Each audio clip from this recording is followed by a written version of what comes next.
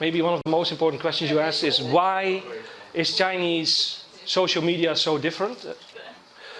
First of all, if you look at the penetration of social media by country, it is 57% in China as percentage of the population. Now that might seem very low, but is it? If you think back at last week's lecture, we've seen that the internet penetration is about 53% in China of the population. So basically this is slightly different, this number, but basically this says that everybody that is online in China is using social media. This is a common picture you see in China. Also here more and more, but in China definitely. They call it the Di-Tu-Tu. It means the band head tribe. So it's people that spend their whole day like that, just on their mobile phones. Why is it so different? It also has to do again with the fact that there is a great firewall and the fact that there's not a lot of Western social media available. This is a picture you might have seen in your research. And this is a very interesting one because it shows all of the Western platforms and their equivalents in China. Now, one of the big things that you'll be seeing here is that whereas we normally have like one big platform, we have YouTube, and we have Facebook, Twitter, Instagram, Vine, WhatsApp. There's normally more alternatives in China. There is not a lot of competition in the Western platforms. If one platform normally arises, it becomes very big. And just look at Google. Google Plus has not been extremely successful in trying to beat Facebook because it was late to the market. So what it does mean also is that for everything you have in the West, there is one or more alternative in China. Everything that we have, China also has, and very important, everything that China has that we have is normally better in China. Why do you think that's true? Why do you think it's better in China? Because of the competition. What normally happens, and now it's sort of the other way around, but especially, say, around the year 2010, in those years, if a new Western social media platform was created in the West, it was immediately copied by China by tens or hundreds or thousands of different platforms. If you look at Groupon, for instance, when Groupon became popular in the West, there were like 3,000 Groupon clones in China. And there's now only like 5 very important ones left. But what happens if you have competition is that you need to innovate. You're not just like Facebook. If you don't really have a lot of competition, you don't have to innovate a lot. But if you have a lot of competition, you constantly need to innovate. You constantly need to become a better product so your competitors do not overtake you. And it takes us also much longer to copy something else or to come up with something better. The speed of recreating and copying and making your own platform in China is also because of the availability of labor is much faster than we have here. And it's especially true for these 3 companies, Baidu, Alibaba and Tencent. Those are called the B.A.T companies. And these are always competing with each other, especially these 2. Baidu is not doing really well nowadays. They are originally like the Chinese Google, a search engine. They're now going into artificial intelligence and self-driving cars and stuff like that also, what Google is also doing. Tencent is mostly games and social media. Alibaba, we've talked about Alibaba. It's these companies that are constantly competing with each other. And as you can see, they've got stakes in a lot of other different internet companies in China. 71% of everybody's mobile time is spent on one of these 3 platforms in China. Now, again, why is social media so different from the West? One area where you see this is, for instance, with microblogs. Now, consider Twitter. Twitter is basically our only real microblog, right? There's not really in the West an alternative for Twitter. Something that does the same, like in 140 characters. But in China, you have many different alternatives. And as you can see, 89% of the Chinese people back in 2012 was using one of these microblog platforms. So why is that? It has to do with the language. One of the limitations of Twitter is that you only have 140 characters. And there's maybe 1 or 2, 1.5 sentence of our language that you can fit into a microblog. So this text here consists of 94 characters. But as you've seen in probably in your Chinese lessons already, this is not a letter, it's a word. So every Chinese character can be like 5, maybe 10 letters in our alphabet. So if we would translate this into English, this is where our Twitter message would stop. Whereas Chinese people still have 46 characters left. So they can communicate much more in a microblog message than we can in a Twitter message.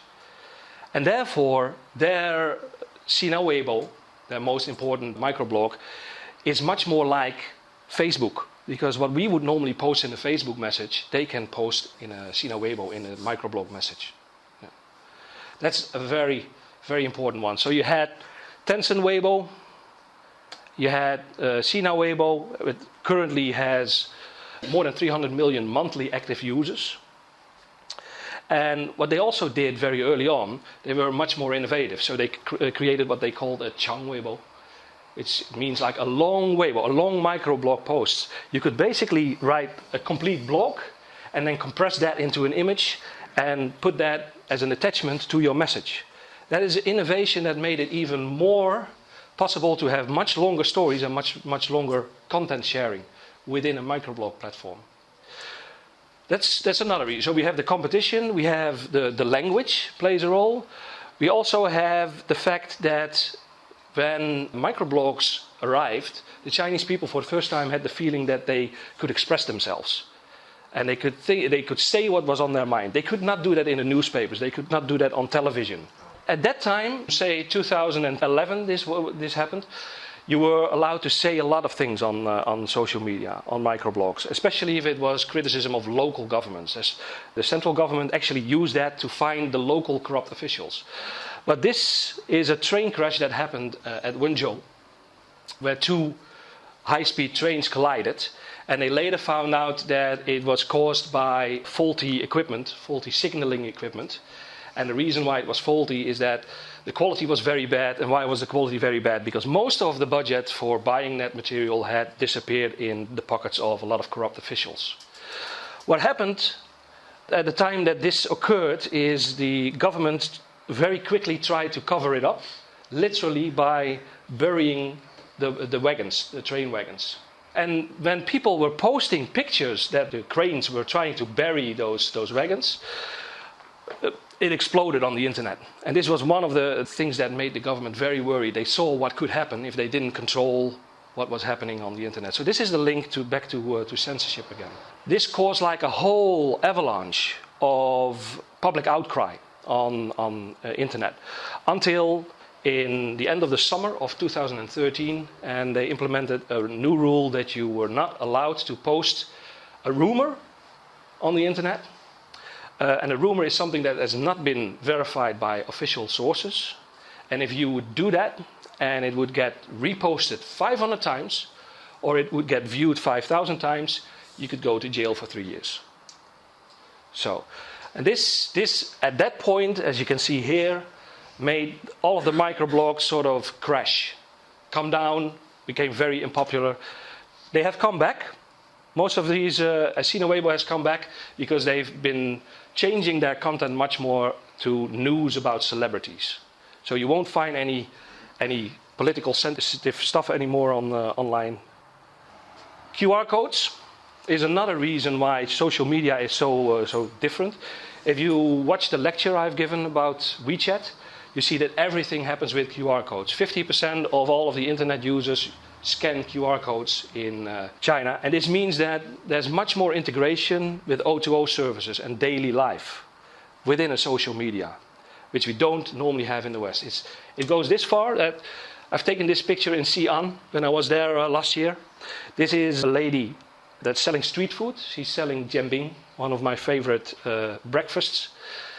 And she's got her telephone here with a QR code on it. And normally, in the past, you gave her 3 RMB for your breakfast, but now you just scan the QR code and you make a mobile payment. And this is very much integrated with social media. This is inside WeChat, this is inside Sina Weibo, this is inside Alipay. So that's also a very big difference. So to sum it up, your question, Why is it so different? The censorship makes it different. The innovation goes much faster in China. The language makes the take-up of things like microblogs much quicker. Social media gave people a way to express themselves, whereas we don't really have that need. It's not like this is like the only place where we can say what we want to say. You could say that here in the classroom. But O2O integration, mobile payment, an alternative for state media. People found that they could, for instance, go on a video website and watch something that they really liked, that they were interested in, instead of watching state television. And they spend a lot of time commuting in public transport. So if you compare, for instance, the media usage on mobile phones, in the West we listen much more to podcasts than people in China do. In China they consume much more video content because they're sitting on the tube train. They're riding the subway and they're not riding in cars, so they're not listening to podcasts, but they actually can watch video content. So that is also something which makes it very different. There's a very high amount of video being consumed by people that are commuting to and from work. And of course, what we've seen last week as well, that people use mobile phones much more for anything, and that also makes them use social media is much more of an important part of their daily lives.